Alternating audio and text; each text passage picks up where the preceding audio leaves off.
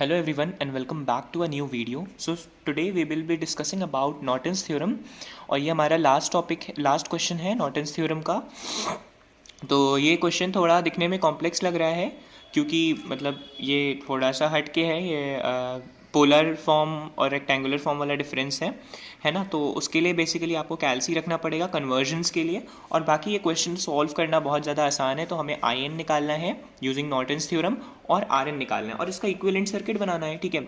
तो यहाँ पे सबसे पहले क्या करते हैं हम लोग, अगर आपको पता होगा नॉर्टन्स थ्योरम ए और बी के अक्रॉस अगर हमें निकालना रहता है तो वहाँ पे हमें एक आयन करंट सपोज करनी पड़ती है जो कि हमारी शॉर्ट सर्किटेड करंट होती है। तो हम उसको बना लेते हैं यहाँ पे, है ना, इसको जल्दी से बना लेते हैं।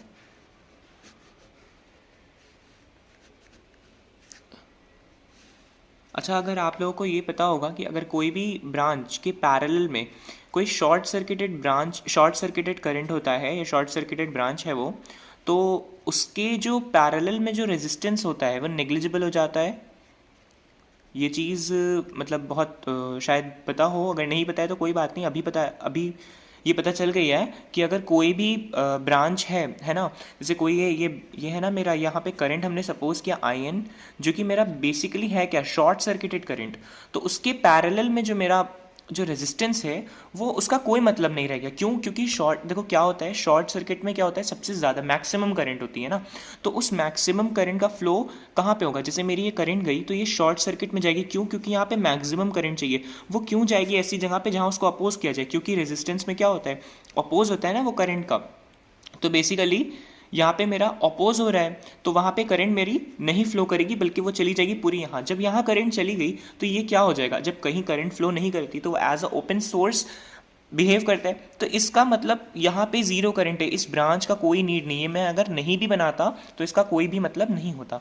तो सिंपली मेरी जो आई एन की वैल्यू हो जाएगी वो मेरा केवीएल यहाँ लगेगा।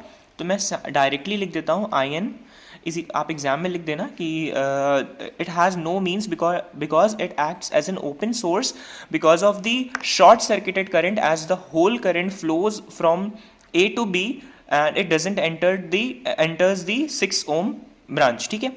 तो I N is equals to 40, ये माइनस इसका है, माइनस में नहीं है, 40 at an angle 0 degree upon और जो ये रेजिस्टेंस है जो कि 4 ओम माइनस जो 6 ओम है, इसको आप कन्वर्ट कर लेना क्योंकि इसका कन्वर्जन थ्रू कैलकुलेटर करना पड़ता है।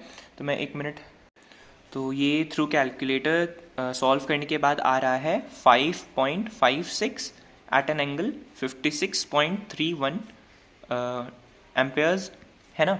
और इसके बाद हमारे पास जो टास्क है वो मेरे पास है, हमें ZN या फिर RN या फिर RTH, आप जो कहना चाहते हो उसको, वो इसके थ्रू हमें निकालना रहता है यहाँ पर, ठीक है। AB के थ्रू हमें ZN, RTH या फिर आप उसको RN भी कह सकते हो निकालना। बेसिकली RN है वो नॉर्टन्स रेजिस्टेंस।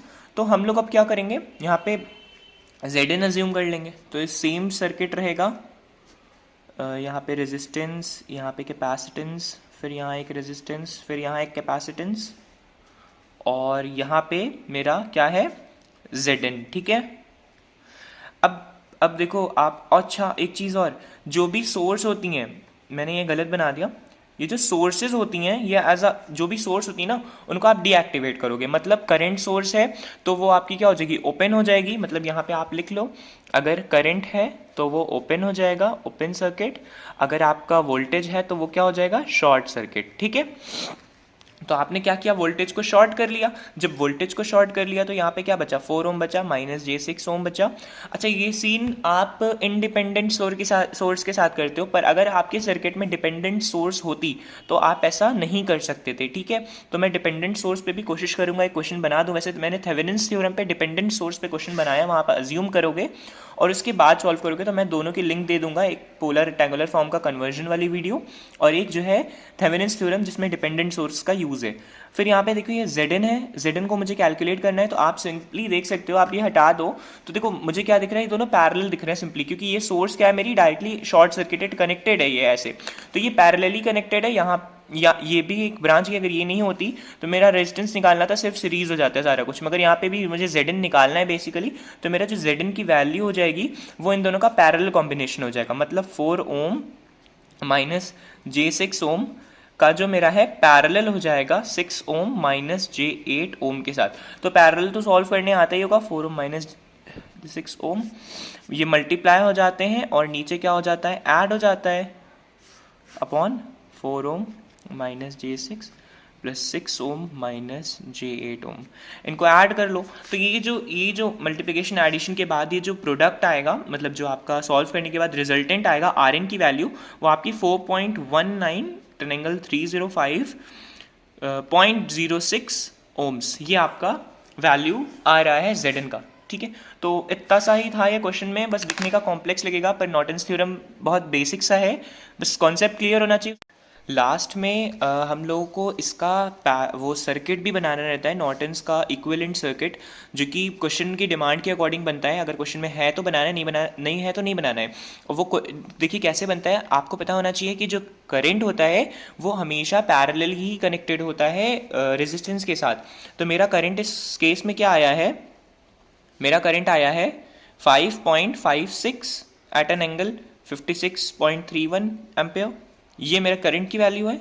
और यहीं पे हम लोग कनेक्ट कर लेंगे क्या, मेरा जो गिवन रेजिस्टेंस है, मतलब जो हमने रेजिस्टेंस निकाला है, सॉरी गिवन नहीं है ये रेजिस्टेंस है मेरा 4.19 एट एन एंगल 305.06 ओम्स। और ये ए बी जो मेरी ब्रांच दी थी, अगर यहाँ पे भी रेजिस्टेंस मेरा इस क्वेश्चन में यहाँ रेजिस्टेंस होता तो हम लोग यहाँ पे वो रेजिस्टेंस ऐड कर देते। तो मेरा इतना सा क्वेश्चन था बस। Thank you so much for watching.